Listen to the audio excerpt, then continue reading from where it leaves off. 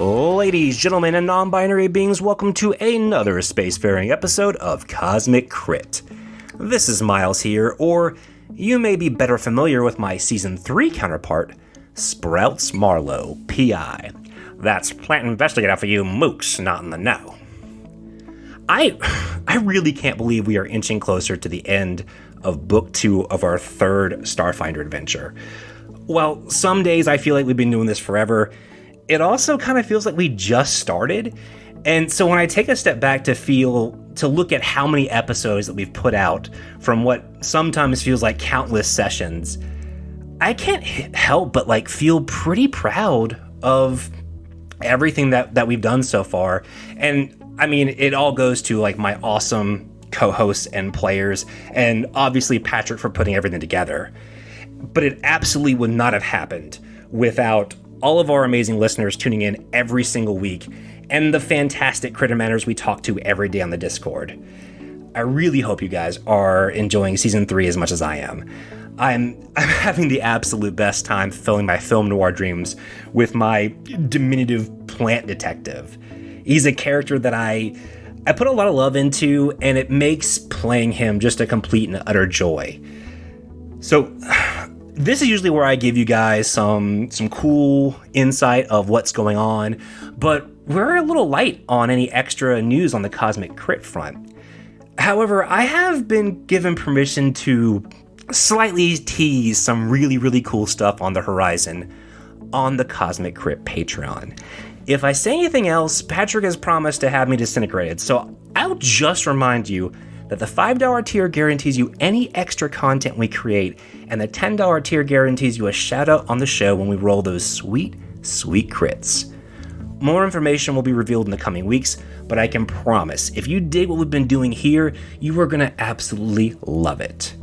So that's it for me this week, and I won't waste any more of your time so we can dive right into episode 141, The Old Man and the Seawyrm. Episode commencing in 3, 2, 1. Episode initiated. Welcome to the frozen north as we foos row la de freaking da the Stormcloaks into oblivion in this week's episode of the Cosmic Scrolls 6 Sky Crit. This is Patrick, your GM, aka your Greybeard Master, teaching you Dragonkin language skills to use in the field. Join me! Well, they used to be SDF soldiers until they took an arrow to their knees. Please help me in welcoming my friends and your player companions. To my right, she's likely to get killed unless you leave her at home. It's not Lydia, it's Rebecca, rolling with Zip. Hello.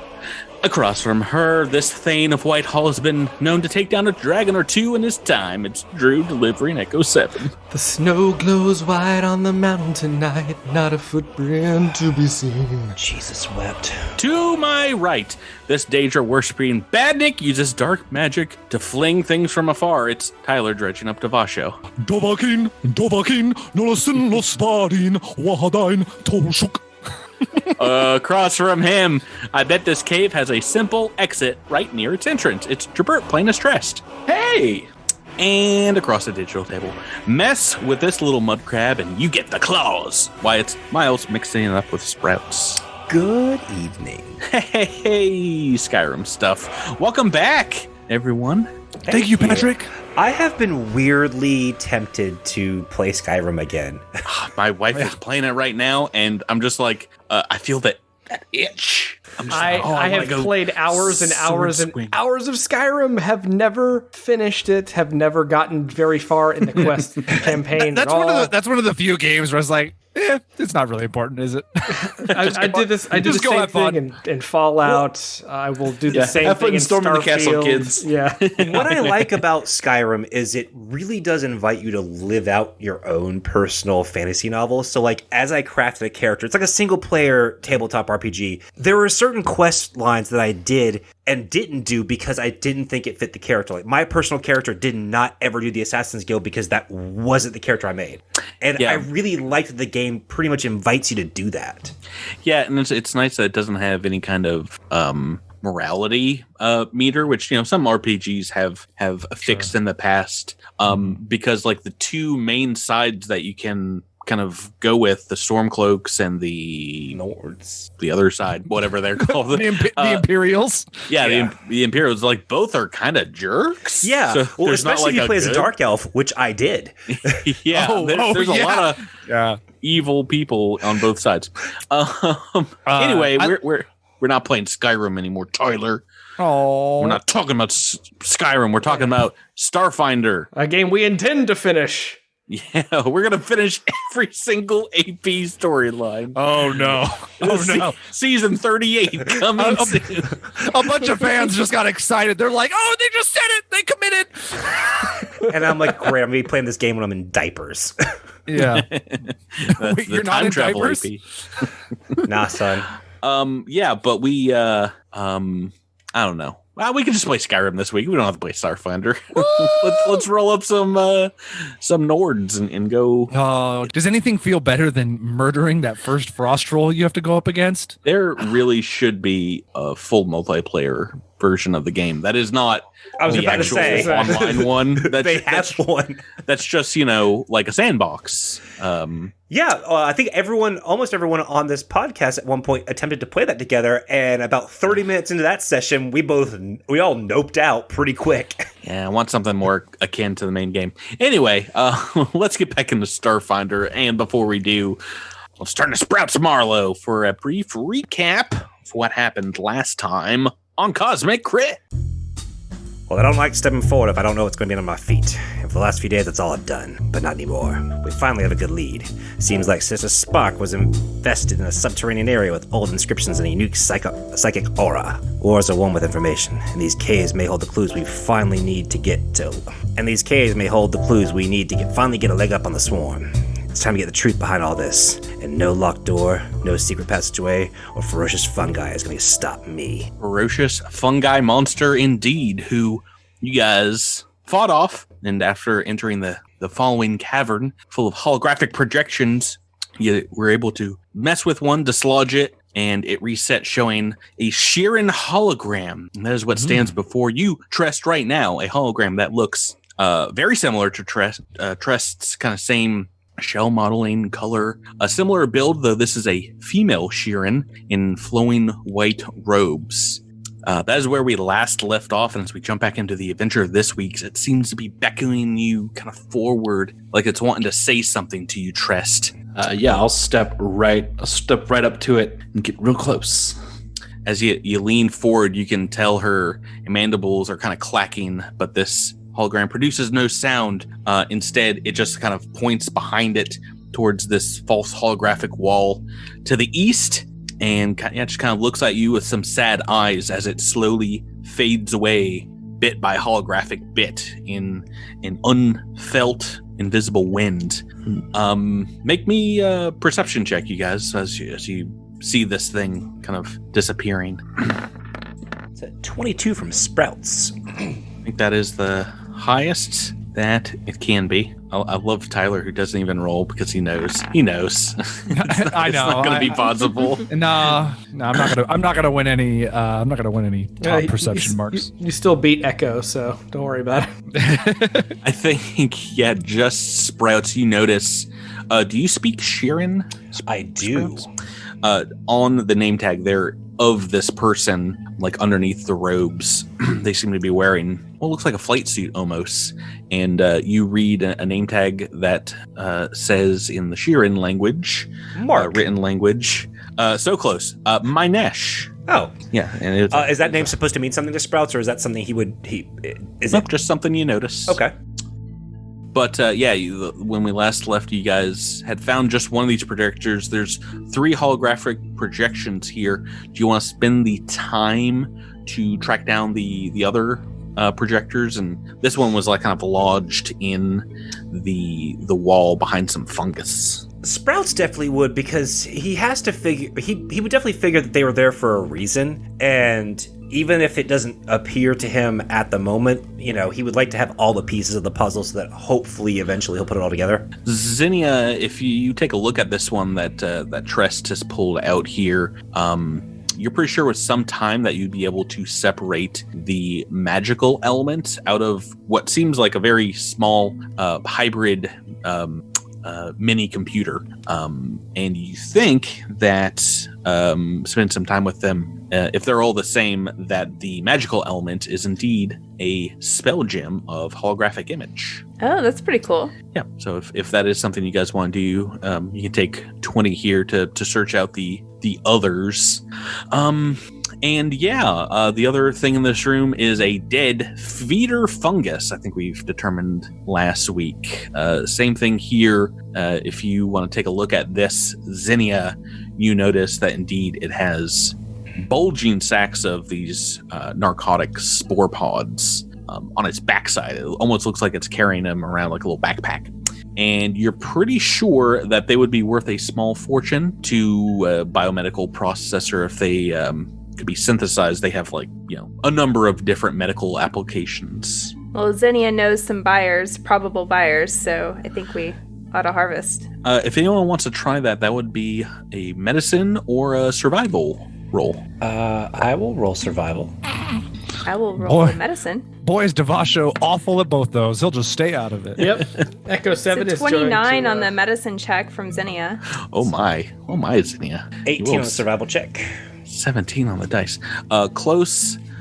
You think you'd be good at carving up some plant sprouts, but unable to get one of these spore pods. Zinnia, you are able to produce one kind of like perfect pod that you're pretty sure would go for about 3,500 credits. Woohoo! So if you're able to lock that specimen in some kind of case and keep it safe.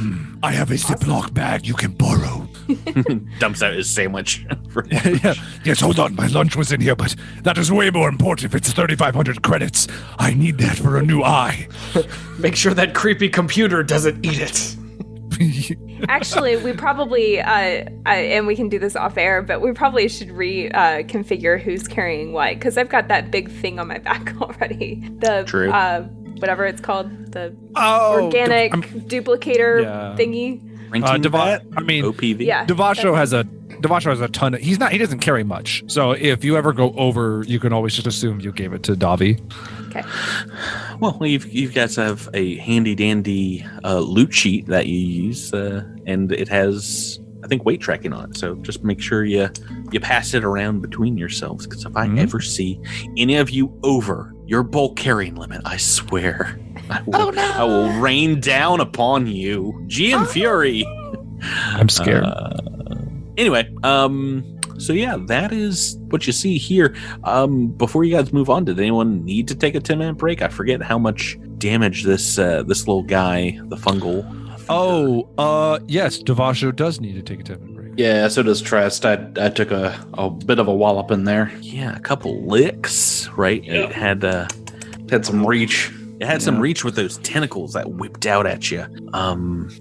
Okay, so burn in a couple RP here, and we'll move on after that. You spend some time hunting down those other holographic projectors. If you want to spend the time now, Zinnia, since you don't have the rest to make engineering checks, you can. For each of them, it'll just take some time to pull out the spell gem, though I don't know how much you would need that right now, but it's up to you. Well, I might as well use the time while everybody else is resting, right? Give it a shot. It's like I said, engineering check to successfully salvage. Do you need Who on the dice is not going to do it? Do you need an assist with these, Cindy? Not that one. Give it another try in this 10-minute break, and we'll see how you do. Oh, that's better. That was a 13 on the dice for a 25. Yeah. Do you want to enlist? I guess Sprouts and Echo 7 aren't resting. Nope. This 10-minute. You guys want to aid? Do you have engineering to aid? Sure. Yeah, got a little bit. Huzzah! Not enough. That natural 1 on the dice. At least you got it out of the way. Yeah, you're almost there, Zinnia. I will say with the aid, a 27 is not going to do it. You'll have to spend some more time. So yeah, if they rest again and you want to take 10, I'll allow you to pop one of these out. But it's up to you if you want to continue to work on that or if you guys want to move on. We can move on, right? Sure. I mean, Devasho would understand that these could be useful, so he's willing to wait 10 more minutes. We're not in I don't think we're in a particular rush, right? There's no time crunch here. That we know of. You make a fair point. As the cave flooded, Zinnia looked at Devasho thinking, why did we go after those gems? Trust me, with me, there's always a time crunch. I say we move on. I mean, yeah. All right. Going into the next section of this cavern here, continuing on, the lighting of the bioluminescent kind of mosses of this chamber taper off as you walk past where the holographic wall was. But yeah, then these mosses just abruptly disappear as you walk into the passage, and it begins to turn towards the right. And then as you step forward, you are plunged into darkness here, and kind of investigating, those of you with dark vision, the wall can see that it has a rougher texture. The walls here and the floor is a irregular lattice of these very brittle stones that kind of curve to the right and down at such an angle where you guys can't even see the bottom. It looks like it drops from where you can see here about 30 feet or so downwards. Go ahead and make me a perception check as you guys are approaching this cavern. Echo 7 like to activate his infrared sensors before making this perception check. Ooh, yeah, night vision on. IR. Ooh. Looks like the highest we've got here is a 21. Is that right? Oh boy, it's bad seeing when I'm the highest one. Trest and Devasho are the highest. That's not good. So, Devasho, did you want to go first here? Yeah. Yep. Those of you without dark vision, any light sources you have on you as you start to walk forward, you notice become unnaturally dark.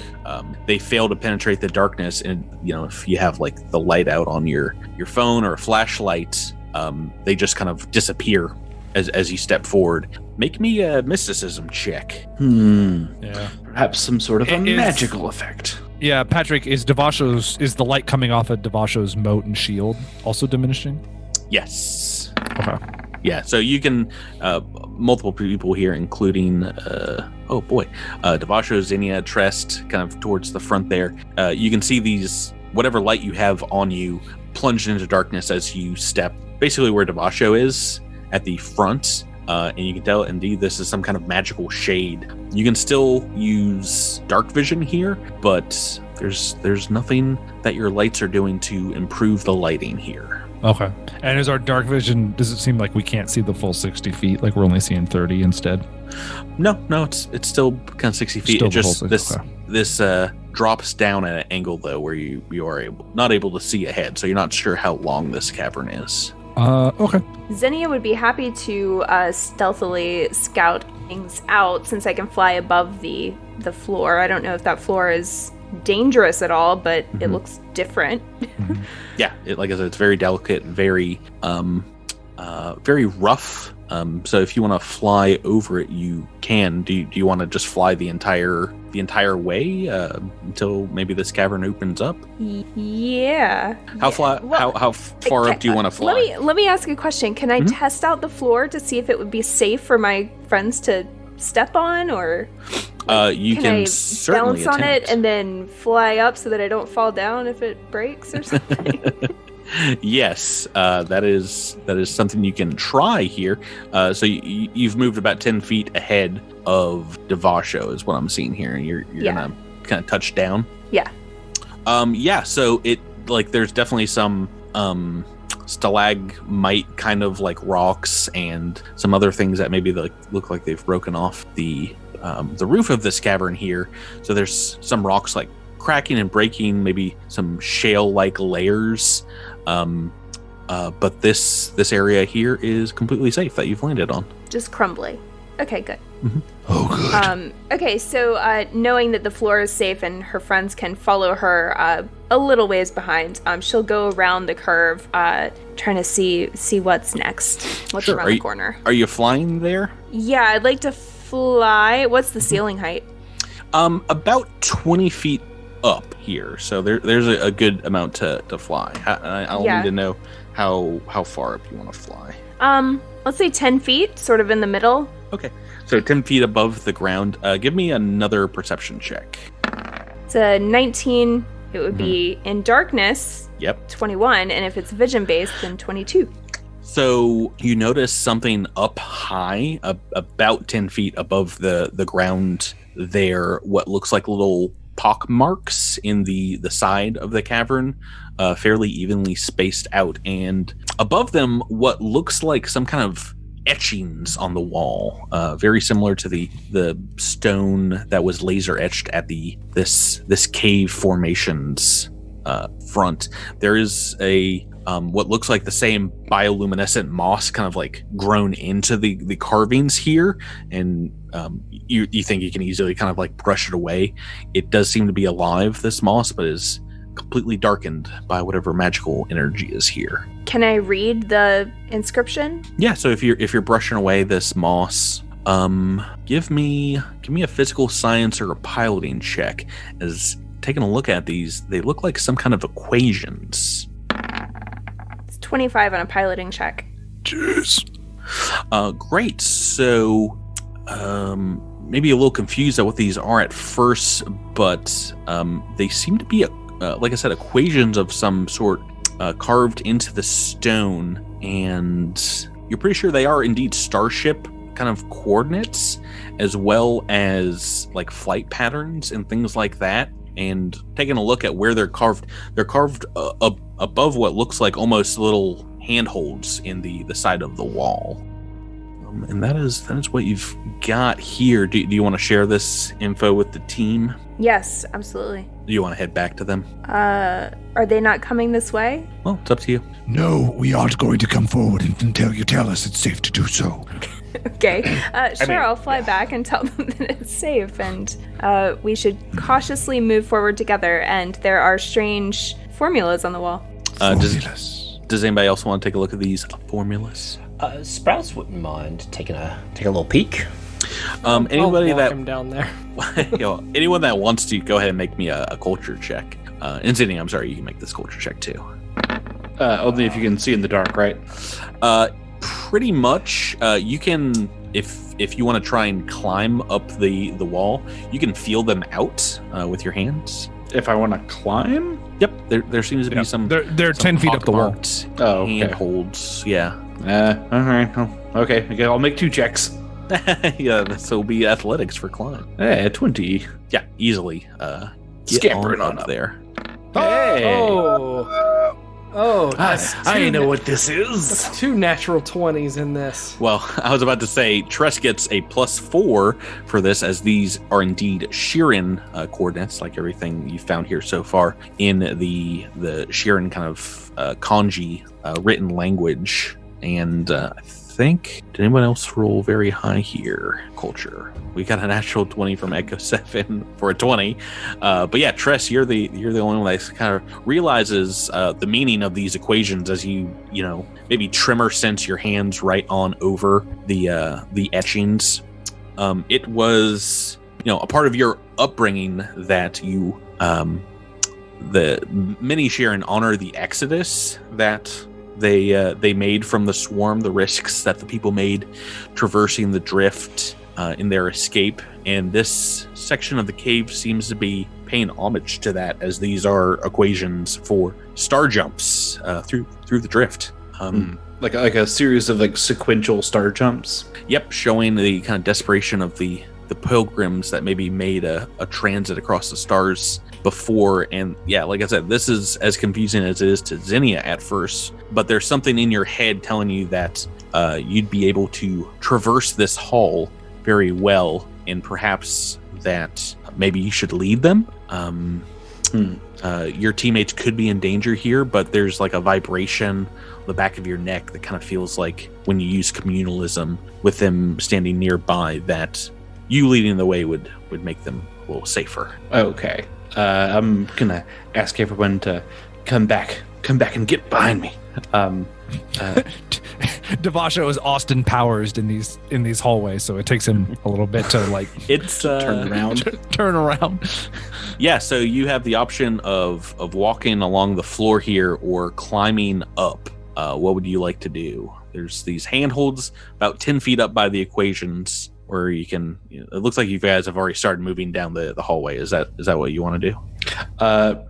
Sorry, just to clarify. You said my sense is that they would be safer if they were behind me in the hallway. You leading the way in whatever way you want to go. So once again, you've climbed up on these handholds, and you're pretty sure you can climb above the ground the entire way, kind of like following these equations where they are. But something else tells you that you might be able to lead the way walking as well. It's just up to you. Okay. I'm gonna walk it, and I'm gonna use I don't know, like the tip of my sword as like a little like cane to tap and see where I'm going. Yeah, go ahead and make me a couple of perception checks here. Oh, I'll try. We're just gonna call it 4 perception checks. All right. Yay. Ooh. Less yay. Ooh. Not a big yay. Ah, bad yay. Oh man, that just. I feel like we need the sound effect for that one, Tyler. Wop, wop, wop, wop. You got on the dice. Yeah. Oh wow, 11. 11, 4, 7, 2. Go ahead and unfortunately, I was giving you a rather large bonus to this as you're walking along, but that is not going to be enough. As you go to stab your sword down, and indeed the cavern just kind of falls out from beneath you. Please make me a reflex save. Jeez Louise. To avoid falling in. You actually are standing right on the spot in the hallway where this pit trap is. What you got? 13. Oh no, you are indeed falling in. As you scramble for the walls, the ground just kind of gives way, and you tumble down the pit. Everyone else can see in the dark here can see Tress just disappear. And so let me just clarify what's just happened here. I was like, hold on, everyone. I have a mystical sense of what's happening here. Everyone get behind me. Ah! Well, I will tell you, you've made it past the first one completely fine. And if even big old Devasho follows in your footsteps, you have made it past the first pit trap, but the second one has done you in. Patrick, do I have any time to react to this? Or Xenia, can I fly down and try to catch him? That's not how any of this works. If you have a falling works. If you have a reaction ability that you want to use, you can. Do not have a reaction ability. Okay, well this is reaction time frame of falling. Okay. This is only 3d6 as you're falling about 30 foot.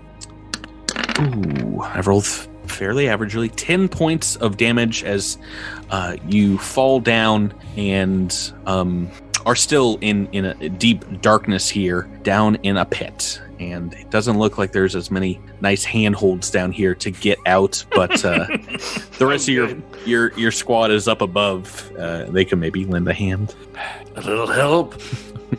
Hold on one second. Yeah, I'm just gonna scramble up. 14. Mm-hmm. No, probably not gonna scramble. That's not gonna be enough. Yeah. Did anyone learn the valuable lessons and purchase rope at any time in this adventure? We were counting on getting some kitchen rope, but I don't think there's a kitchen in here. Oh, what a callback! Book 3, season 1.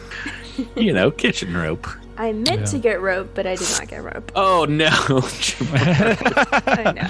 I don't have rope either. So yeah, Jabert, this one you don't even get up halfway here before you start stumbling back a little bit. Give me another check to see if you can pull yourself out. What a mess this is. Yeah.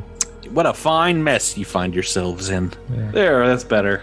Ooh, 17 on dice. Yeah, 25. So, yeah. It is DC 20 to climb out of one of these holes, and you are back on top, but maybe a little less sure about the path that lays ahead of you after that.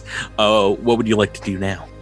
Don't worry, everyone. I've got this. It's cool. That was totally a one-off. Totally just a one-time thing. Well, I will say, just watch out for that hole. I will say, go ahead and mark which squares you want to walk in for the rest here, and we'll see how fate aligns to. Are you sure you don't want to climb up the wall and? No, I've got this. My ancestors will guide me. Like I said, I was giving you a massive boost on the perception check. Hold on one second. Mm-hmm. I actually, Devasho has a crash pad. So, but I want to see. What's that? It's something that allows you to mitigate fall damage. Wouldn't you have to have that on your person to? Well, yeah, be able to I'm use thinking it? about giving it to him, but I don't know how far you have to be able to fall in order to be able to activate it. So I'm looking it up, and if it makes sense to give it to Trest, I'm just going to give it to Trest. Sure. Now that you guys are kind of know what you're looking for, if you can see in the dark, go ahead and give me another perception check as well. It's going to be a little bit more difficult for those non-Sheeran who are feeling their way through the cavern. This is a 29 for Xenia. Oh, that's very good. 26 for Sprouts. 20 for Echo 7. You guys do not see any pitfalls within the next 20 feet or so. Yeah, so Trest Devasho comes up to you and he takes out a crash pad and he says, Since you are bravely leading us, perhaps you should have this. It is calibrated to go off after 15 feet, and it will allow you to land safely. What kind of item is it? Is it just a technological item? It's just a technological item. Okay. It is. So it's not an armor upgrade or anything? Nope. An inflatable pool toy that you land on. All right. I take this rubber alligator from Devasho and I just hold it in front of me as I walk forward. I mean, it's not quite that archaic, but I mean, yeah, that's pretty much close enough. Here I go. Let me give you my perception check. Oh, natural 2. Yeah, don't listen. I was about to say, Tyler, you don't need to worry about the perception I wanted to get that 2 out of the way. Go. So yeah, you have. It's about 10 feet wide here. I've tried to mark out the path.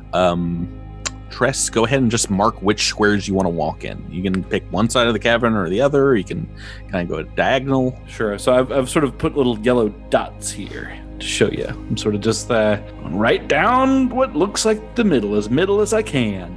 Okay, go ahead and make a reflex save for me. Okie dokie, here we go. It's right about here. 16. Ooh, 14 on the dice. DC 16 is exactly what you need to jump out of the way as another one of these holes just appears right underneath you. It seems like keyed to the lightest touch. But you are able to leap out of the way of that one. My ancestors have guided me again. Yeah, well, that time they at least gave you some good luck. There is still about what looks like another 20 feet or so ahead of you here before this cavern seems to level out. And at this point, you've walked downwards about 30 feet down a slope. I see.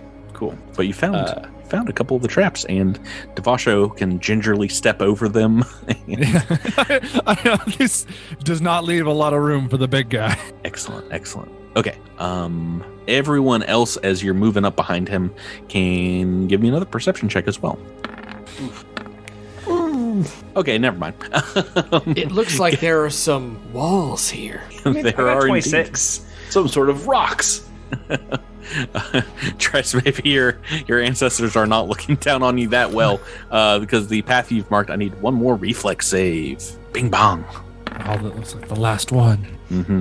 And well, maybe they are looking down on you. 17 on the dice. Oh my, yes. This is why it was safest for me to go in front. You see, I have that good luck.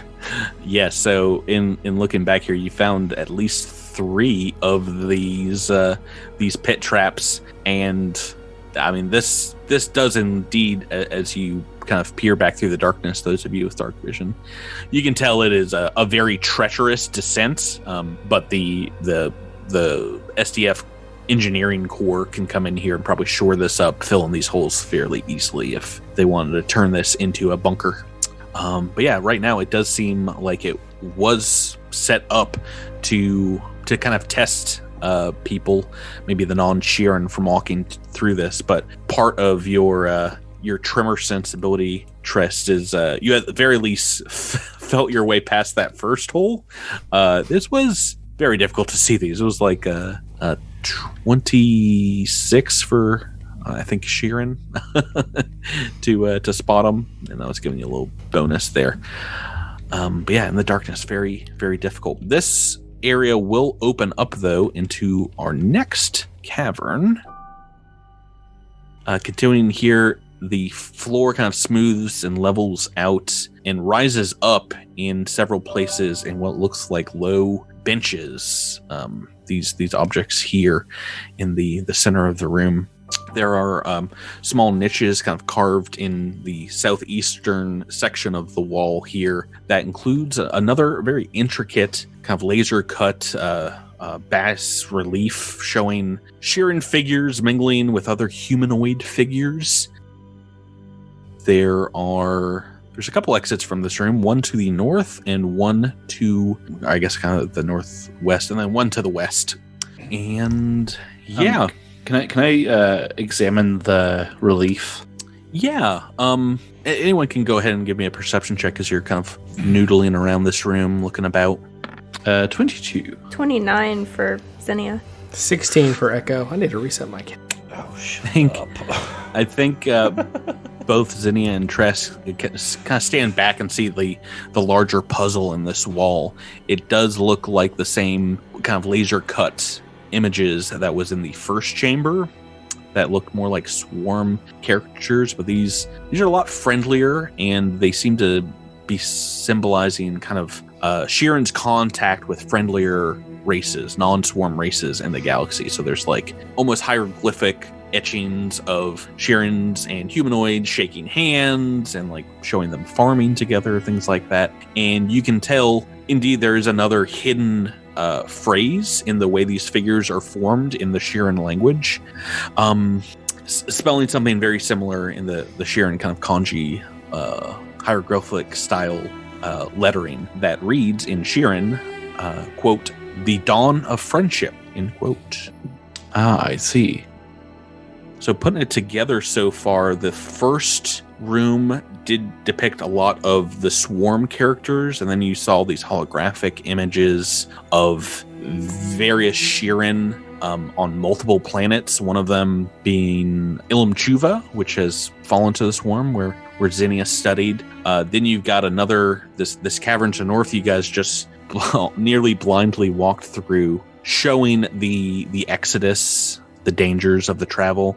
Now you've come to what seems like maybe Sheeran used this as a meeting place of some sort. There's these benches that look well used. Yeah, that's what you find here. It's like a chronological. Not necessarily a museum, but sort of like a telling of the story chronologically, and perhaps the darkness symbolizes the path through deep space. Yeah, you're pretty sure with some time and the proper magical capabilities that could be dispelled on the descent down to this chamber. But yeah, it seems like they did put a great deal of work into this, if it is indeed an ancient, 300-something-year-old Sheeran cave. Great. What do you guys want to do next? There's chambers here to the north and one to the west. So these benches appear to be facing the inscription that we just read, right? Correct. All the reliefs on the southeastern wall. Okay, can we tell why there would be benches to look at that, or is it just because it's a ornate picture or something? Yeah, it doesn't look really like a place of worship so much. It just seems like maybe a meeting space. These benches can probably hold 30 Sheeran or so. So whatever this was, it does look like potentially a lot of people could meet here. Which way should we go now? To the north, probably. It looks inviting and cozy this way. With all due respect, you fell into a number of traps along the way. No, my ancestors protected me. Yeah, it's a fairly small cavern as you move north, kind of peek around. The previous one, there was a great deal of noise coming from the west. I should have mentioned throughout this entire cavern, you can kind of hear flowing water and like echoes of dripping water. As you walk into this small cavern to the north here, it's kind of a little sheltered from that, and it's a little quieter. As you walk forward, wasn't everyone give me a perception check though? I'll tell you what you can see, what you can hear. Hey, there's my good roll. Jib jab. 30 on perception. 20 on the dice. Rebecca not bringing the heat so far this episode. Dice rolls. You got a 20 or so with the bonus. 19.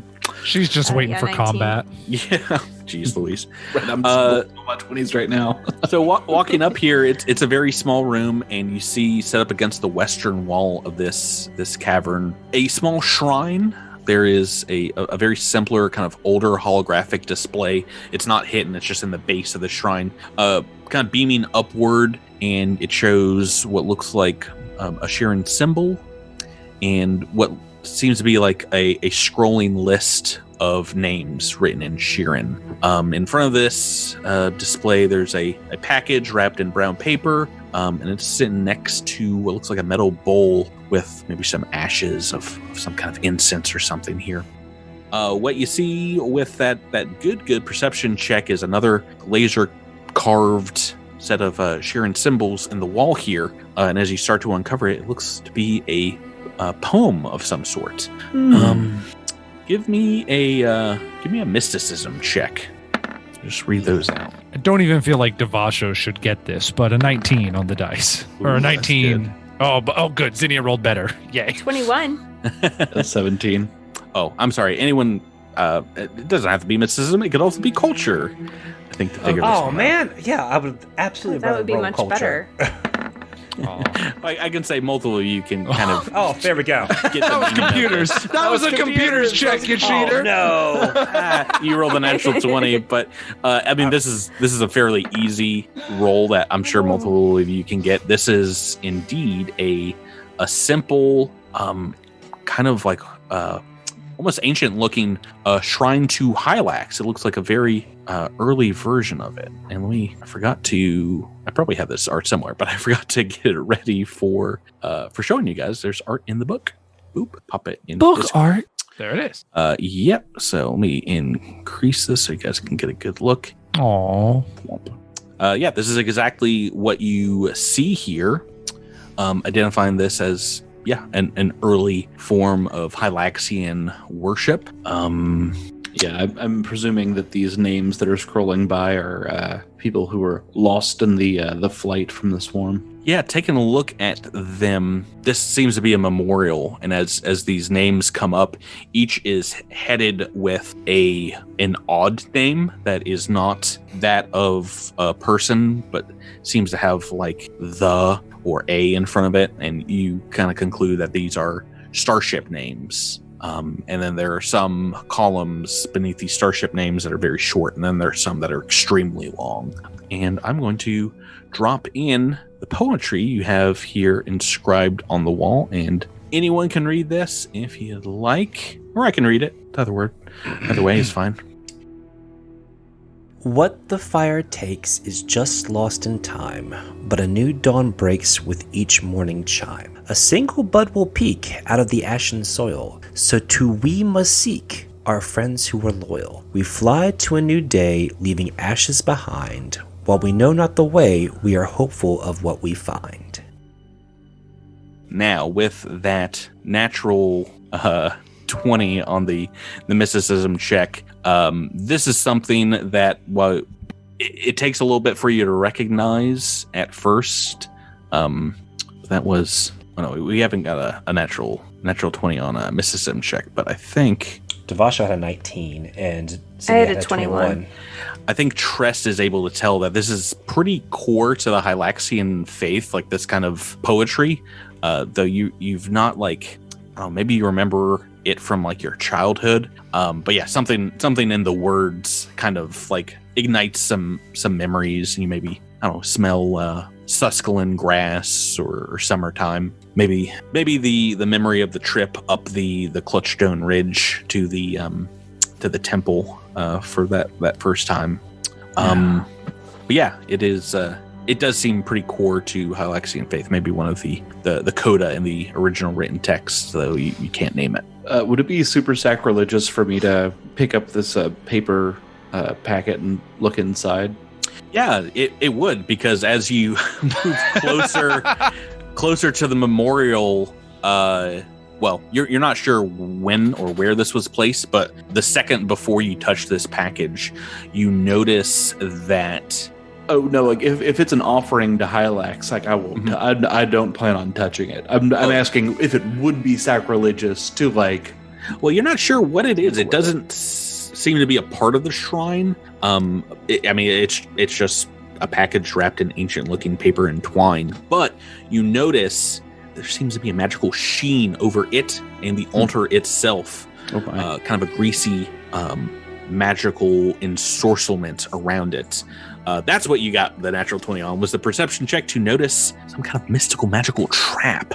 Oh.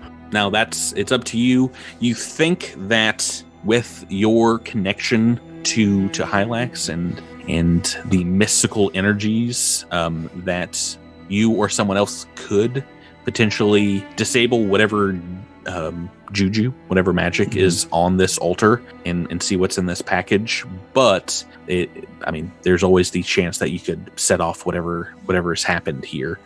I'm gonna say a prayer to Hylax that I know from my old times and vacation Hylaxian Bible school. What's the prayer? What are you saying? Hylax, keep me from the darkness, see me to the light, protect me in my hour of need. And then I reach out and die. Wait, did you say die? Well, I reach it out and I take the try. Try. Okay.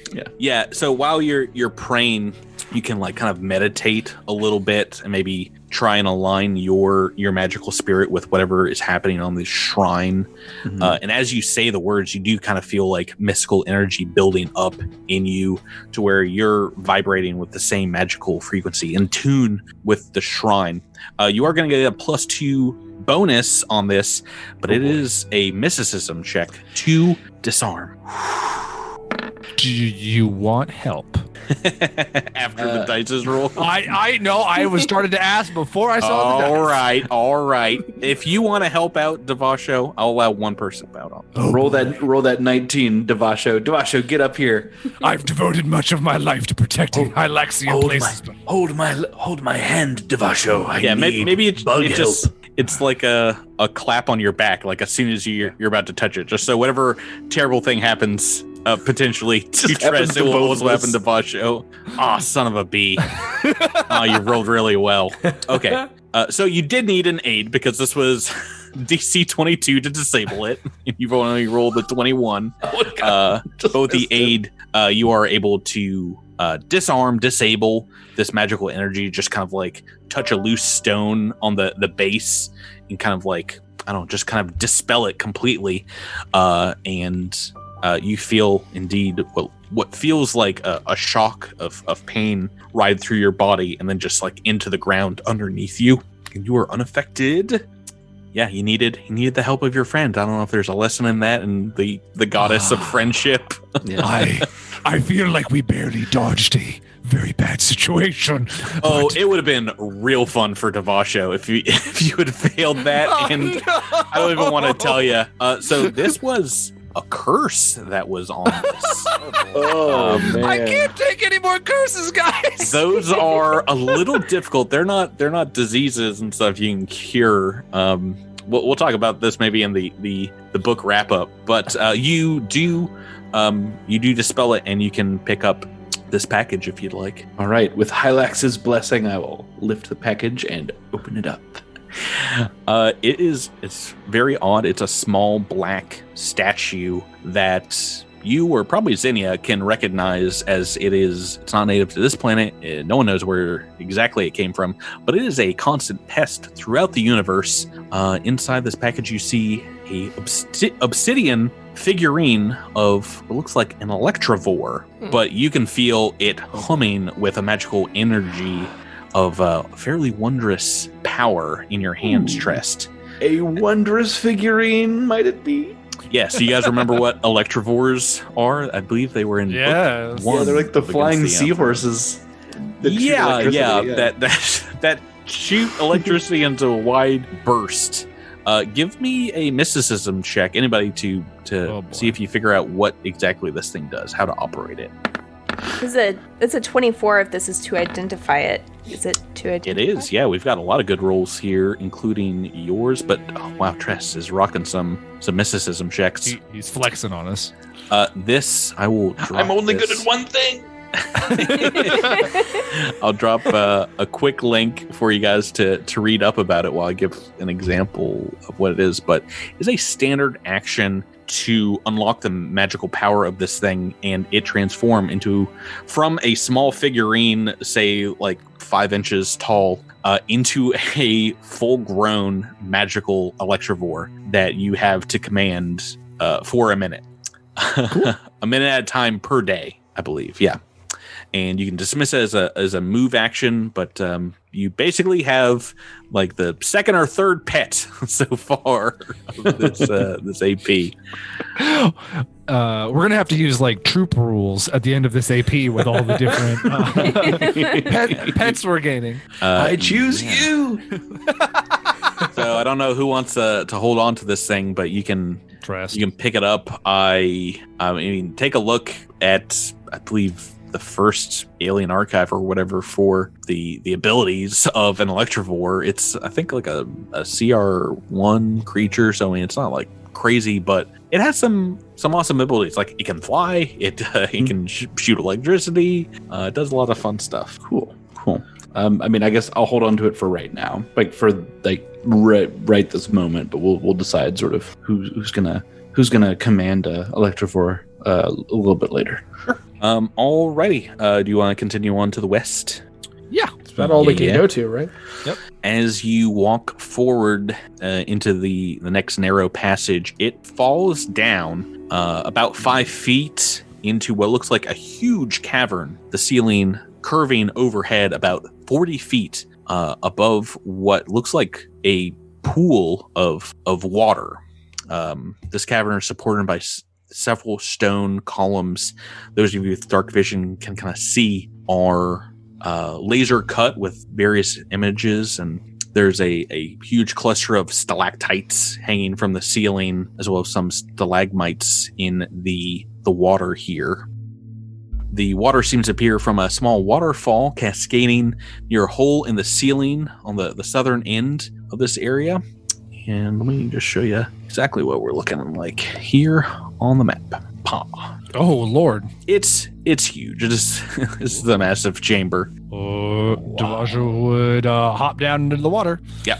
So you're about half covered. It's maybe about 5 feet deep, in various places. It maybe goes up a little bit, maybe goes down. But anyone else going through here, yeah, you'll want to turn on your, well, I don't think anyone maybe has them turned off at this point, but environmental protections to jump down in this water, and movement underwater will be about a quarter speed, unless you want to swim, in which case it'll be a fairly easy athletics check, and you'll be moving half speed, I believe.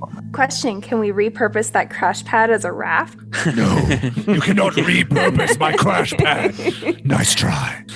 The pool toy goes away immediately.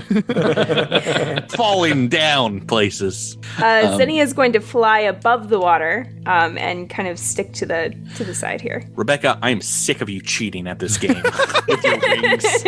Everything dangerous is on the ground level. Sprouts, you may want to ride on my shoulders for this part. Sprouts just hops on Devasho. I want to play a tiny character so bad. I'm going for a swim. Whee. Although I don't know if it's the best move for Sprouts, because Devasho tends to be front and center on the bad guys, whereas Echo is a little bit further back. It's either that or you're underwater. Take your pick. So Echo 7 does not need to breathe, so can he just jump in and just go sink down to the bottom and walk around? Yeah, it's pretty easy. Well, Echo 7's like 6 foot tall, so if you want to stand on his head, Sprouts, you'd be pretty dry there. You go. Oh. Do that. I want to make art of that. Of Sprouts on top. like just the antenna of Echo's poking out, and Sprouts is like kind of like looking forward, like a sailor looking for land. See, I really want to know how everybody swims. Like how I imagine Devasho like doggy paddles a little bit. Well, yeah, when he gets in deep enough water. I guess that's right. Yeah, you're just sort of walking. I'm just walking, but in real life, if this was like 20-foot water and he was having to swim, it would be more like thrashing. Not a great swimmer. I'm more like backstroking it. Sprouts was actually an Olympic synchronized swimmer, so that's a backstory we haven't gotten to. That's impressive. Right. So if you want to walk, like I said, it is a quarter speed of your movement. If you want to make an athletics check in this water, it's not choppy at all. It's like if you get near the waterfall, it might get a little fast moving, but it seems to be filling up this chamber just enough and then exiting through some unseen cavern hole to a lower level. So it seems to be draining at the same rate now that it is filling up. I'll make the athletics check to move more easily. Let's see what you get. Devasho's just going to begin to walk towards the center of the chamber. It's DC 10, so 11 on your roll there, Drew, will be enough to. That's good because I have a plus 8 to this, and I rolled a 3. But you're a big metal man, so with a successful swim check, you're moving half your base land speed. But like I said, if you want to just walk along the bottom, you can as well, but it'll be a good deal slower at 1/4. And I'm gonna swim too. Yeah. Oh. What's your bonus? Oh my gosh, it's also +8. It's so good. So as you move forward, you can spot on the far western side, it looks about 15, maybe 20 feet up from the water, an exit from this chamber. What looks like the only exit, maybe besides through the water pouring in through the ceiling. But as you guys are poking around the chamber here, the rushing water is near deafening to your south. But go ahead and give me a perception check. I'll tell you what you can see and hear poking in the water. Great. Natural 1 from Xenia, but that makes sense because she's not in the water. So Natural 1 from Devasho, and that makes sense because he has one eye. Yeah, that does make a lot of sense. What's the highest we've got here on a roll so far? You with a 17. Oh, good. No, wait, Echo 7's got Echo had an 18. All right. Well, yeah, I rolled 17 on the dice. As you guys are moving forward, you might see that exit, but you don't see what seems like a fin just kind of peek out of the water behind one of these columns of rock. Maybe a little bit of the water as you pass by, kind of rippling in a serpentine-like pattern. I need everyone to make initiative rolls now, for fun, just for fun. for fun. Well, okay, but this roll only counts for fun. It's not the real roll. Oh, it's going to be a fun roll. Son of a biscuit! If Tyler rolls another natural 1, it'll be very fun. Oh no, these are some of the lowest rolls we've had. Well, but these are only for fun rolls. Now we're real. These are just the giggles runs. I was lying. This is so real. This situation's got real. Oh no. Ooh. Thankfully, I've rolled very low as well, as this thing does get by you in a surprise round, and Tyler comes swimming right up to you, a serpentine-like creature, which I'll show you right now. Oh boy, let me increase its size just to show you real quick what we're dealing with. Whoop. Hey, look at this fun guy. Oh, I caught one of those in Animal Crossing today. Yeah, it's a what looks like a huge eel, but a shark head. It's a snark. And it's got 6 eyes. And like spikes all down its back. Yeah, weird fins that end in like little talons. Yeah, Can we keep it? We'll try. I was gabbing with Jason Keeley about this one, and I was like, oh, I'm so excited because I'm making this fight a lot harder for everybody. Oh, It indeed is going to swim right up to Devasha, who's in the front of the party, the middle of this chamber. I'm going to get grabbed. That was its surprise round, and we are in normal turn order now with Xenia at the top of the turn order. All right, Xenia is going to immediately fly up a ways. Mm-hmm. Okay, that's definitely a measurement of distance in the south. You just go down the road a ways. So the ceiling is 40 feet, right? Correct. But I don't want to be out of range for my pistol, which is 40-foot range. So, but I want to stay away from it as much as possible. So I'm going to stay, let's say, 20 feet up from the water, but against the wall where I am now. And I think that I'll still be within 40 feet to shoot at it. This thing is indeed huge. It is occupying a great deal of space in the water in front of Devasho. About 15 So is it square. under the water, or is it like It is out indeed. of the water now? No, It's under the water. It is under. Okay. Does that grant it any kind of, I don't know, like, what's it called?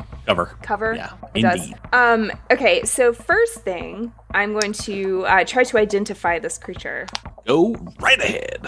Is that life science? Good luck to you. I believe so. Yes. This is technically just an animal. Okay, that's a 16 to identify, and the DC is -5. Oh no. Oh no.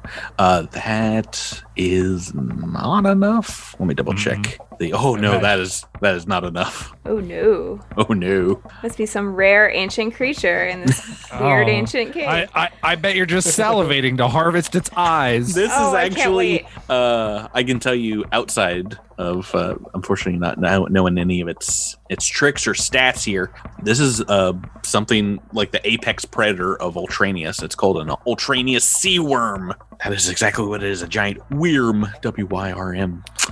So don't identify it, but you're going to make a trick attack. Yep, gonna try anyway. Alrighty. Please shoot this thing. Oh, that trick does not go off. Oh no. That's a -1 or lower. Definitely not. Yikes. But the attack is a 17 No, against EAC. that is a No. miss. Oh no. Against it underwater. That's not good. Yeah, your electricity pulse just kind of bounces off the water as it is moving up to attack Devasho. Echo 7, you are next in the turn order. Do I have a clear shot of this with these pylons in the way? These stalactite smites? No, but it is underwater, so I mean it's getting cover no matter what. Right now you are shooting through Devasho as well, so that would be a pretty major bonus. So we're gonna try to swim north a little bit. Okay, so that will be an athletics check. It's part of your move to move half speed. It's 22. And you do. So you're getting a fuller shot here. Make me a base intelligence check. Just simple intelligence. As you move. Oh boy, Tyler. Giving away the ghost. What'd you roll, Drew? Toot toot kaboom! Excellent. Go right ahead. Take your turn. I have no more information for you. Wait, can Sprouts roll an intelligence check too, since he's on top of his head and relay information? On your turn, yeah. Go right ahead, Drew. What do you want to do? I'm gonna try to shoot it with my azimuth artillery laser. Oh, I should say anybody else that has life science can also roll for these things. I don't know if anybody has put any points into it besides Sydney. Nope. No, I have a 0 bonus to life science, so Artillery laser fire underwater. Go. I should have pulled out my hail cannon. Oh well. Get that roll. Say 19 versus EAC. 19 versus EAC. That is going to be hits. 8 points of damage. The straight shot, right? Yes, just a hit. But it seems to just kind of taper off as it gets to it and scores a very minor hit. And as soon as you realize that, you understand that the laser is not going to work as well underwater as some other damage. So there's some light scoring, laser scoring on this thing's hide, but it is hardly hurt at all. Sprouts Marlowe, we're on to you. All right, so I guess I'll also try to figure out something about it. You have life science? I have 3 in it, plus 3 to it. Hey. You need to roll high. Oh no. Roll high. No, 5 on the dice.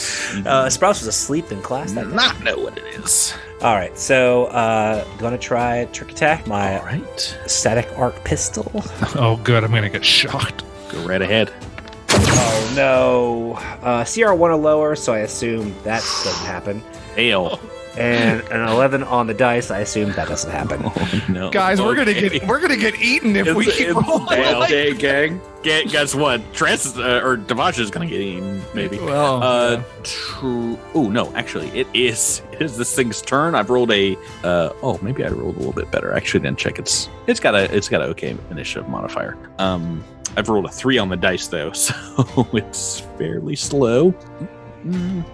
It got up to you a little stealthy, like under the water, but now it rears up a little bit. I will say it's got to rear up out of the water as it appears in front of Devasho and unhinges its jaw like the predator, I guess. Nice. Until its jaw is about 10 feet wide, and it's going to try and just make a fun little bite attack against you, Devasho. What's your KAC right now? 17. Excellent. Good. This is like an auto succeed. 17. That is a hit as it tears into your side, but it does not swallow you whole on this turn, which is a little more difficult to do. Oh, nice to be a large creature sometimes. I've rolled a 4 on the dice. Or 5 on the dice to hit. Yeah. 5 on the damage dice. That is, though, 15 points of piercing damage as these razor-sharp teeth tear through your armor. Yep. But it about half of this thing is now... actually, it's still got a move action. Are you considered flat-footed right now? I have no idea. No. That would make sense considering how hard it is to move. Oh, no, you were surprised at the start of the combat. I mean, you're going to hit me no matter what you roll, unless it's a 1. So. Well, no, I was going to give you an attack of opportunity. Oh, no. Oh, yeah, until you have a chance to act. So it's still flat-footed. Yep. It's going to actually move a little bit and duck back down underwater. Yeah, it's fine. So it's going to kind of move over to the south side of you and duck below the waves again. A little defensive. Trest, we are onto you in the turn order. Am I to understand that this is the reach of this thing? Oh, don't worry about that. I do have outlined about 15 feet around it, but nobody needs to know exactly how long this thing's reach is. Maybe it's longer than that. All right, I'm swimming forward. Okay, it's going to make an attack of opportunity against you. Oh, gosh. Well, first I should say, make me that swim check. Yeah, that's a good point. Maybe you'll get lucky and float backwards instead. Right. Get lucky and roll a 1. Oh, no such luck. You're swimming right up to this thing. So it's just got that bite attack. So it is going to whip around and try, as you're swimming up kind of towards almost a flanking position, and it's going to try and bite at you. 13 on the dice. It does, and I believe with your KC, that is going to be enough for it to start a grapple. Double check on that, but let me do the damage first. Minimum damage, 11 points of piercing damage. All right. But yeah, like I said, I believe that is going to grapple you. Yeah, fairly certain. My KAC is 17. Oh, so yeah, same as Devasho right now. 13 on the dice. I believe that will be enough. The swallow whole ability is your KAC plus 4, so 21. It has done that. So wait, is it grappled or swallowed? I am in its jaws. So yeah, you are you are in its jaws. As you swim up, it gets those teeth wrapped around you. But now you are that much closer with which to strike it, right? Let's see here. Yeah, I'm just going to peek at grappled real quick. Like. It is a -2 to obviously a number of things. Okay. Attack rolls, armor class, and everything except for those made to grapple your opponent in turn or escape the grapple. Okay. You're up on this thing now and can attack. What would you like to do, though? That is exactly what I would like to do, and I'm going to spend a spell on my blade to power it up, and I'm going to wait. No, that's a move action to do that. Ooh, shoot, yeah, can't do that. Okay, I'm just gonna slice as hard as I can. Become the sushi chef, Jabert. That's right. I'm gonna make some fugu right here. 17 versus KAC. That is a miss. Oh no. Your sword bounces off that thing. Bounces off its hide. And it maybe doesn't see you as big of a threat right now. We'll see what it does, though, after Devasho.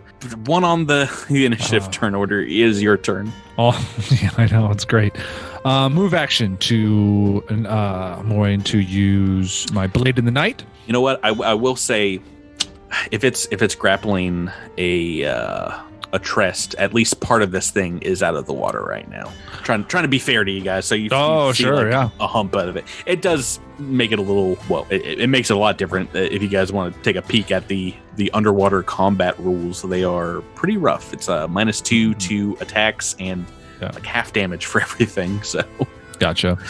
Yeah, cool. Then I will go ahead and try and hit this thing as hard as I can. Not feeling great about it though.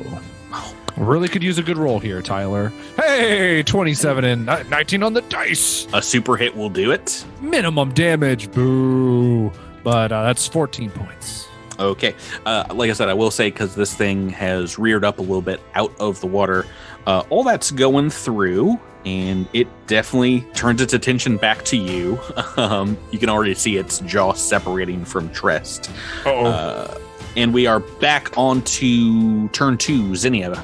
Back to you. It is rearing up out of the water. You see kind of white waves and peaks of the water here as it's thrashing about. What would you like to do, Rebecca? Now that I've spent 6 seconds absorbing it, can I try to identify it again?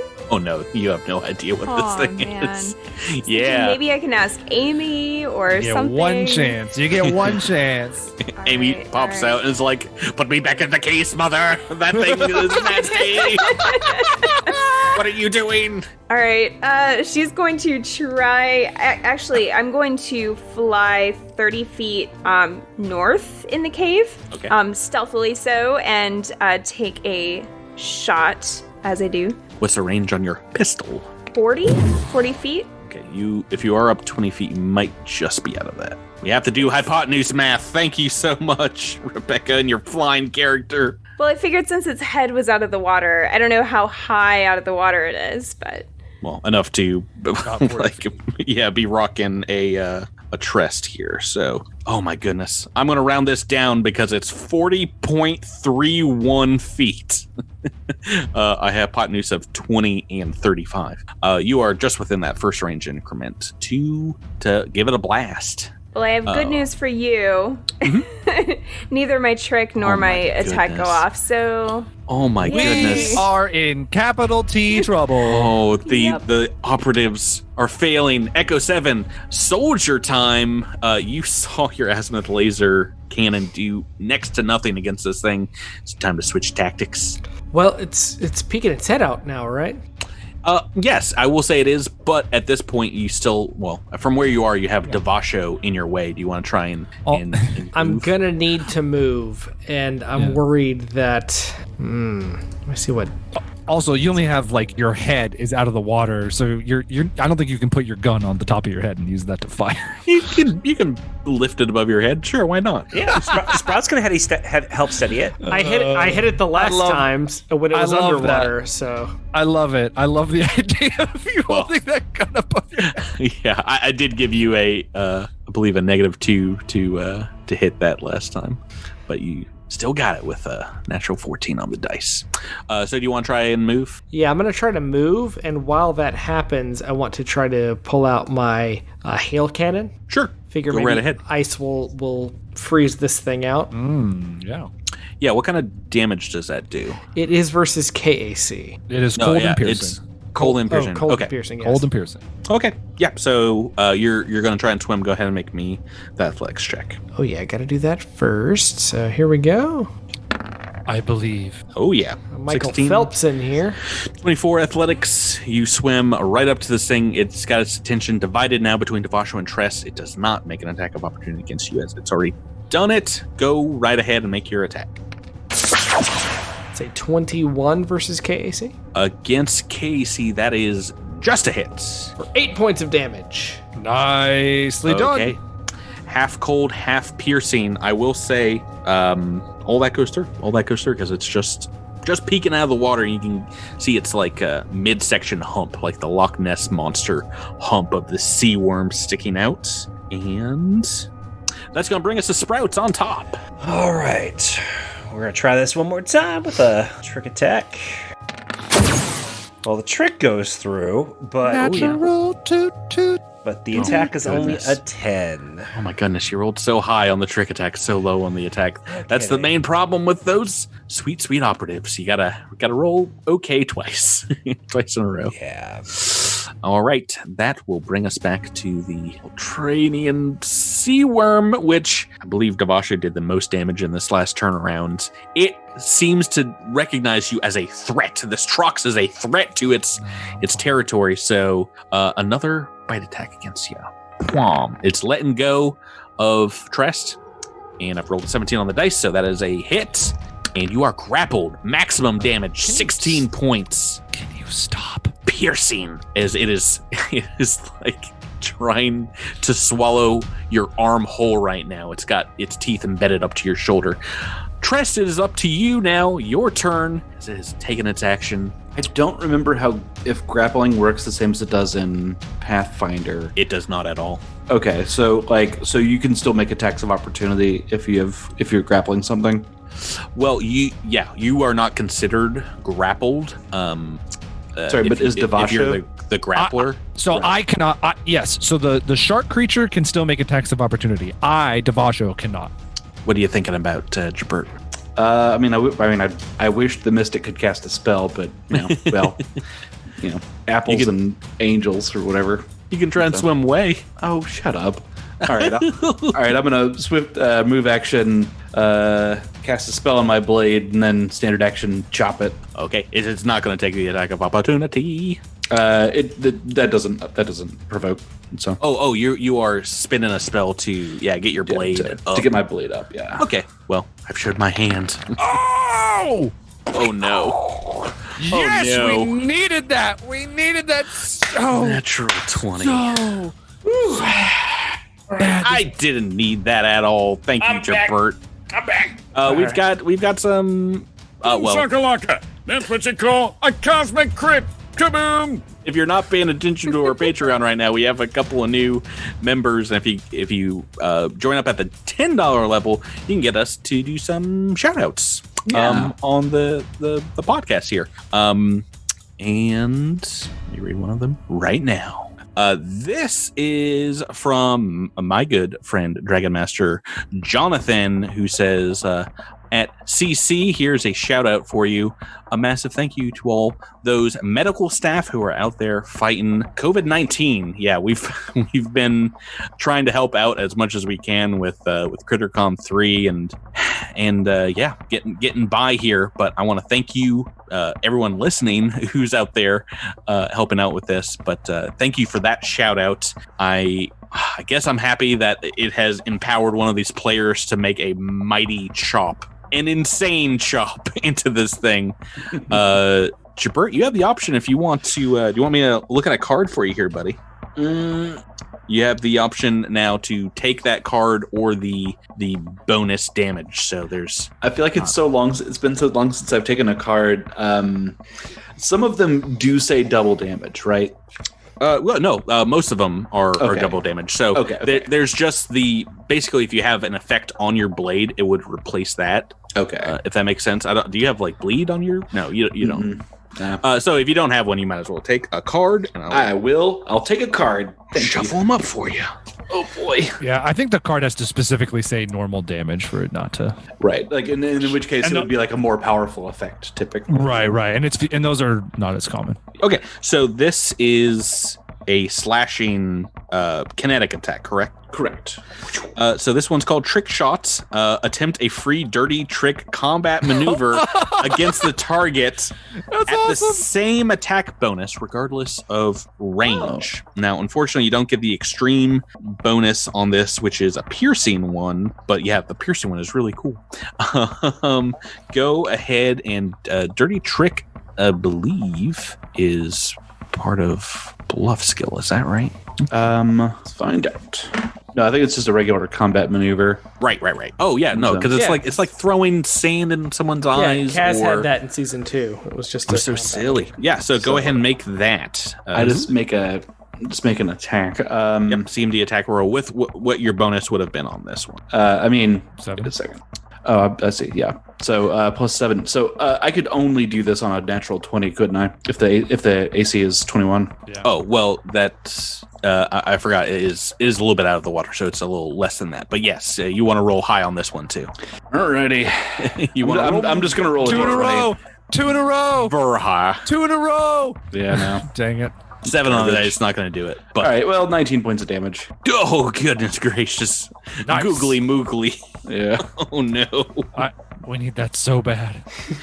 It is as your magical blade cuts through this thing.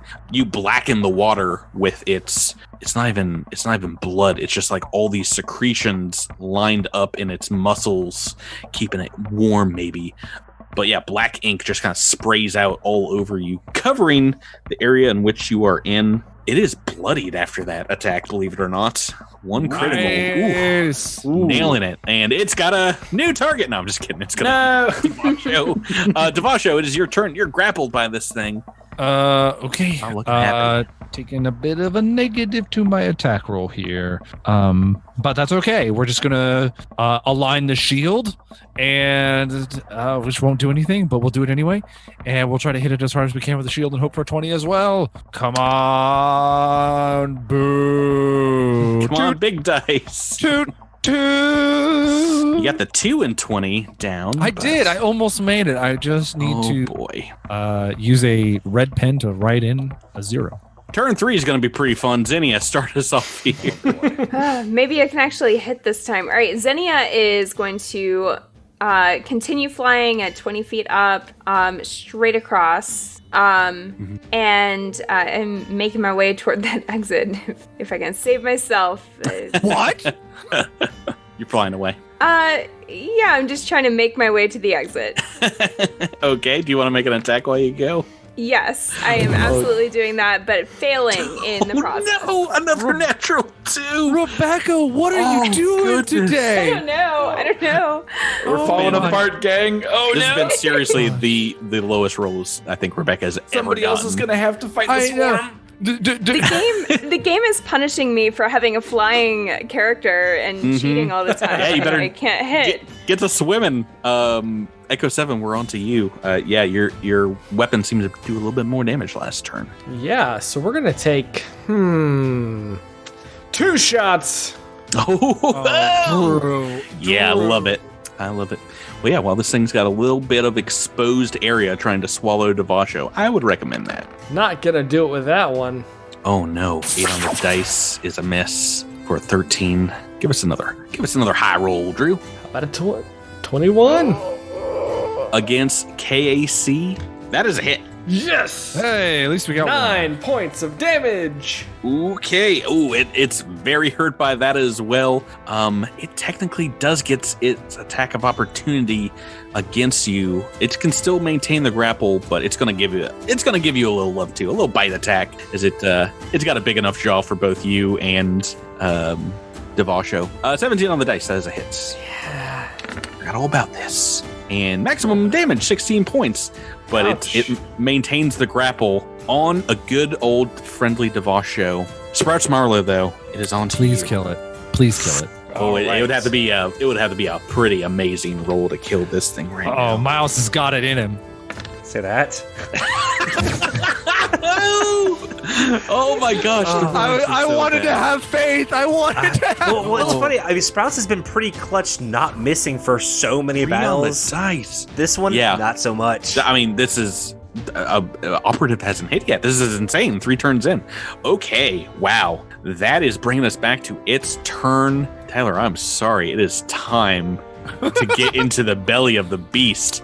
No thanks.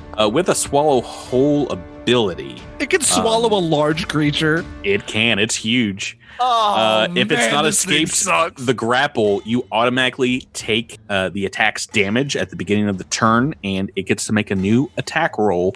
Same KAC, but now if it hits the target's KAC +4, you are swallowed whole. Let's give it a roll. My KAC +4 is 22. Yeah, does grappled Oh, it does subtract 2 from my Subtract for your AC. So AC.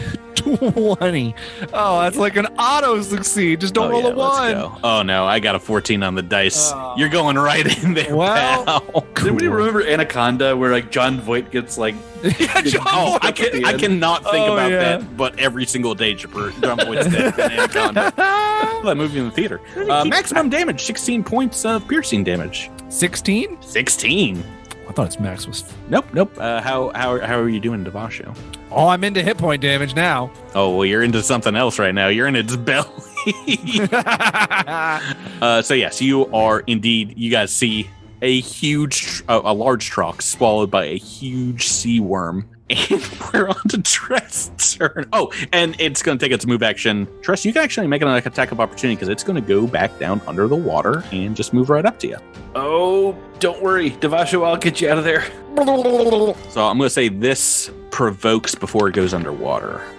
24 to KC. Oh, geez, Louise. Okay, that's a hit. Yikes. It's still up, but ouch. Now it is your turn. Oh, I'm making that slice, and since I used a level 2 spell, I get one more round of my weapons of war. Right. So it is Please boosted kill up. It is a little harder to hit it, and you are striking it underwater, so it's going to be half damage. Okay, Gonna need that crit energy, the energy of the Sheerans, the settlers flowing through you. No Sheeran power. I spent it all on my attack of opportunity. Ooh, 7 on the dice. That is a miss. Devasho, you're inside this thing. Cool, bang. Can I punch it? Yes. So Swallowed Whole has got so many fun things. You're still considered grappled. You can attempt to cut your way out by dealing damage equal to a quarter of this thing's hit points, which is a lot. Though any attack that's not slashing is half damage. So you can try to make an attack from inside. Mm-hmm. But it'll be a little bit more difficult as you're doing bludgeoning. Okay. I will just make the attack. I'm sorry. There is also another option. You can try and climb out of its mouth with an athletics check. But you have to both succeed. Yeah, these are insane rules. You can attempt to climb out by succeeding at a grapple check and an athletics check. Okay, well that's not going to happen. It's way too big. It's its KC plus 8. We're just going to, try and use the shield to bash through. Yeah, like Devasho looks around and he sees a potentially important vital organ, and we're just gonna punch it as hard as we can. Alrighty, yeah. You guys see a huge rat inside a snake bulge moving around inside of it. I don't think I have anything. I'm just looking at my options here really quick. Boy, I wish I could use my black hole ability to pull myself. Got any grenades on you? I do not. Oh no. Make that attack, buddy. -2 to this. A pretty accurate reflection of my situation. Oh no. 8 on the dice. So. Oh, that's a miss. Not gonna do it. Good damage on that. Turn 4, Zinnia. They need you so bad right now. Yeah, maybe she can actually hit this time. We'll see. Probably not. All right. She's continuing her trek toward the exit. Yes. Bye, guys. Tyler, no, I mean, Tyler I might as well. This. I mean, you might as well. What are you talking about? I have to stay in range anyway. It's not like I'm gonna go up to the snake and hit it on the head and do any damage. So it's so good. She has flown a serpentine pattern around this thing, well out of range this entire time. I love it. Go ahead and make that attack. The game is punishing me. No. The trick is a CR2 or lower, and the attack is a 13. So fail. Oh boy, you guys have inherited my Pathfinder look at rolling dice right now. At least I have a conserving fusion on this gun. So all right, we are no all ammo. Tyler in this combat. Drew, Echo 7's got to save his buddy's life, right? And you're not at all scared that this thing has its attack of opportunity back. Yeah, I'm not, because I'm gonna swim down here. Well, that will take Sprouts with me. That will provoke an attack of opportunity as well. Provoke on, baby. Okay, I'm doing it. Oh, a 2 on the dice. It misses. Ha ha! It misses an Echo 7's KAC. Oh, gross. I hate that feeling. I don't like that at all. I also have mobility, so that would have... Yeah, it would. I mean, I would have had to roll very high then. Yikes. Okay, So- yeah, it goes to snatch and it hits exactly where you were in the water, but you've already swam on. And, well, I should say you have to make an athletics check. Oh, yeah, let's make that athletics check. This will be where I fail. You're fine. Nah, I'm good. Oh, yeah. I'm good. Who knew that the robot was going to be the best swimmer so far? All right, so making an attack there. All Swimming right, we're about gonna 15 feet away. Shoot it with the hail cannon again. Please murder. Oh no. 16 versus KAC. That is a miss. Oh no, we needed that damage too. Sprouts Marlowe, we're on to you. This thing is ducked under the water. It's very hard to hit. Oh, great. But your buddy is tanking some hits from it, pulling out the big Sierra guns. 14 or lower? Oh my goodness, finally. An operative has hit. So I'm going to put that flat-footed. Oh, 23 that's to very attack useful. That is a hit against its EAC. for a total of 14 damage. Now, what kind of damage is Static. this? Electricity, Electricity, yeah. you say. Oh man, I hope that doesn't hurt me. In underwater combat, attacks that deal electricity damage take a -4 penalty rather than -2 to attack. Oh, lovely. So it is tricked. It is flat-footed. You've rolled a 23 in total. Mm-hmm. And -4 to that is still just a hit. Whew, goodness gracious. Okay, no, it is still half damage. What is the total damage you've done, though? I did 14. So 7. Okay, it is Dead? still up. No. It is still up. The show. Guess what time it is? No. At least it's flat-footed. I need. Cool. I'm glad that its internal organs are flat-footed while I get digested. You're not immune to acid damage, are you? No. Okay, good. It's gonna slowly digest you.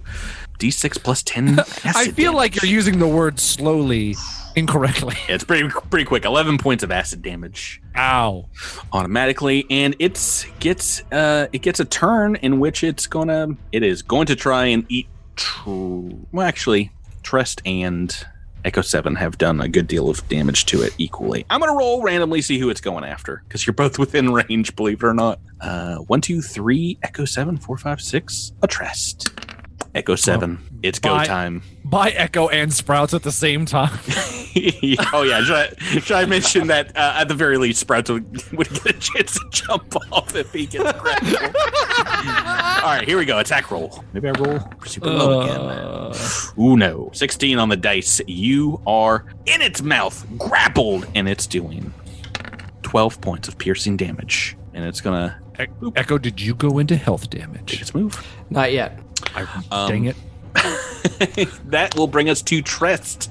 We're back to you, Jabert. This thing looks like it's holding on by a thread. It has multiple wounds all over its long, spiny back. All right, my magic blade dissipates. Oh no!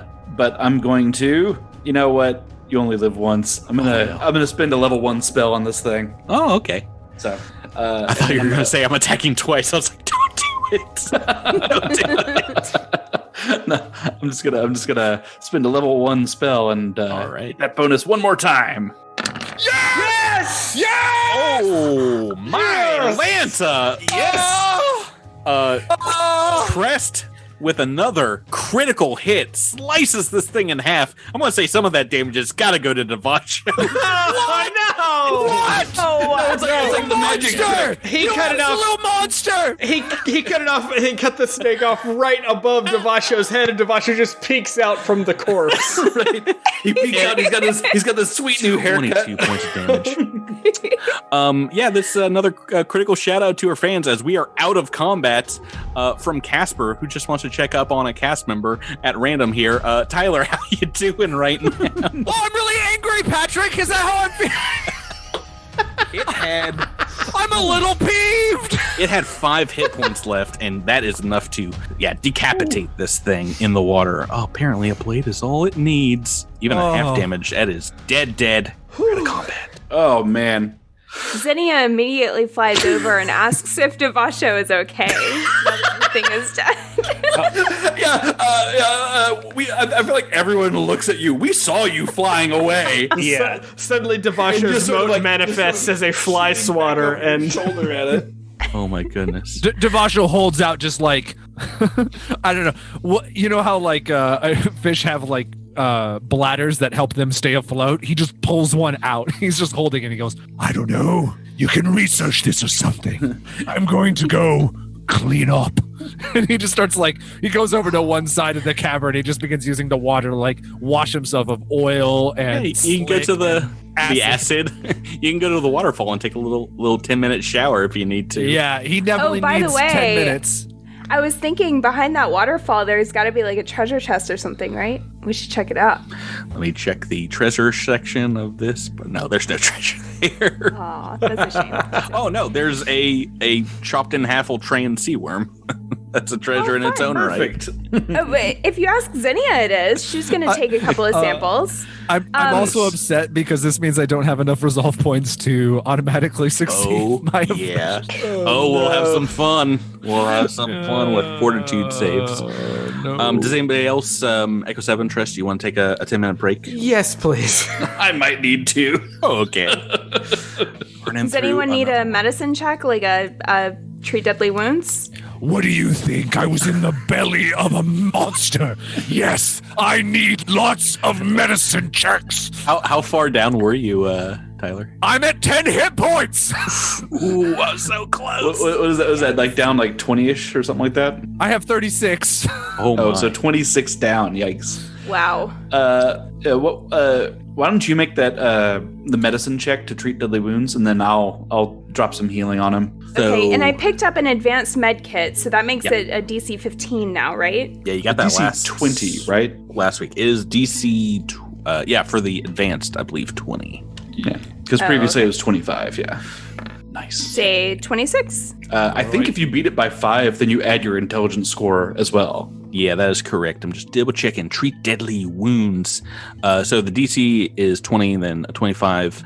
It's 1 point per level, so it's 4, and then you add your intelligence on top of that. So that my int is 3, so that'd be 7 back. Plus 7. Yeah. Thank you. All right. I'm dropping a level 2 on you here. Ooh my. Oh gosh. That's actually my last level 2.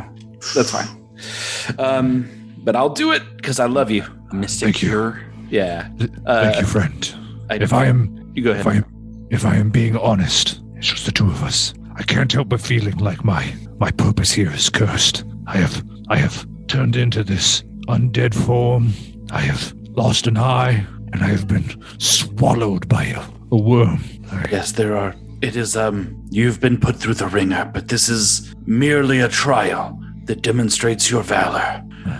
I do not know how many more of these trials I can withstand, but thank you for your aid. I need this. I need this a lot.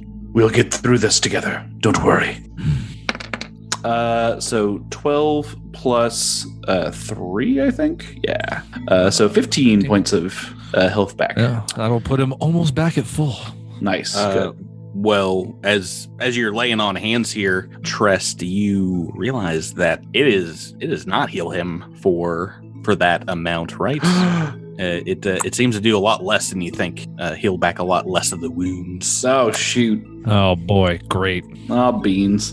Isn't that part of your curse right now, Tyler? Oh beans, you're right. Dang it!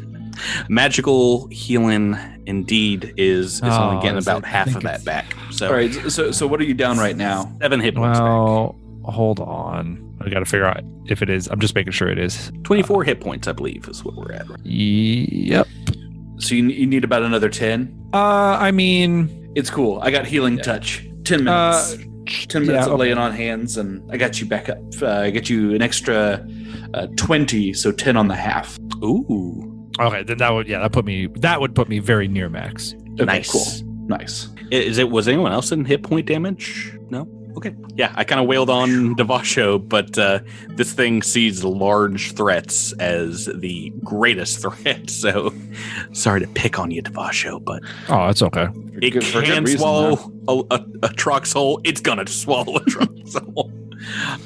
So you guys want to try and clamber out of this cavern here. I think with the Trox's help, kind of climbing up on Devasho, you can get to the top of this cavern. It is a DC 20 athletics check, but if you guys want to take 10 to slowly make your way up here, even wet and wounded, you will be able to do that. Oh, don't worry. I don't need to help Zinnia. She can fly. we found that out the hard way. Yes, we have all discovered that. Great. So, like I said, I'm giving you a little bonus here because you can help one another out up there in just taking 10. So you. Oh, cool. You got a natural 20 on that. There's the 20. Natural 20 on an athletics check. No one can help you, Devasho. So you need to roll high and climb up there yourself. But you guys can move into this next chamber. That as you stand up there, you see a column of amber kind of stretches from floor to the ceiling in the middle here, and you're bathed in a radiating kind of warm golden light beneath this huge hemispherical shape at the top of the column. Ah, so this is where that scientist got that dinosaur DNA. Well, it's hard to see in this chamber because the light is so bright. It begins to diffuse a little bit, and you see a dusty shrine against the western wall here. There is etched symbols around an insectoid head. And as you're looking around to the north here, you see the remains of the column of rock that seemed to be an entrance from the beginning of these caverns here, that has collapsed, and sprouts on the far side underneath some debris, some rocks. You see a tiny figure with a red blooming crown of flowers, the unconscious form of a briar rose pelter. Oh no! Rose Petler. Yes, I've got her name right.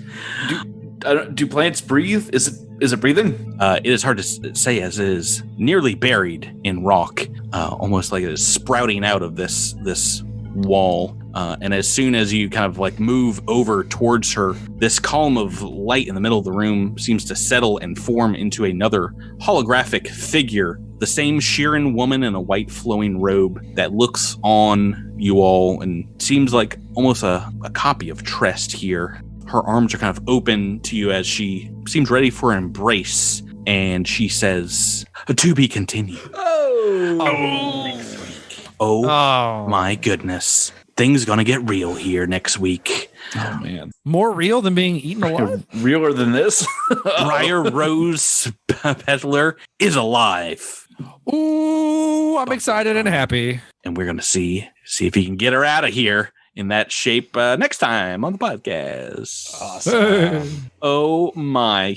She was investigating the same thing you were, and we're gonna see what is in this altar room. Gosh, thanks for bearing with me through the Ultranian Seawyrm fight. Thanks, but no thanks, Patrick. I love it. Thank you. I love it so Thank much. you. Everyone out there, thanks for listening. Stay safe out there, and we'll see you next week.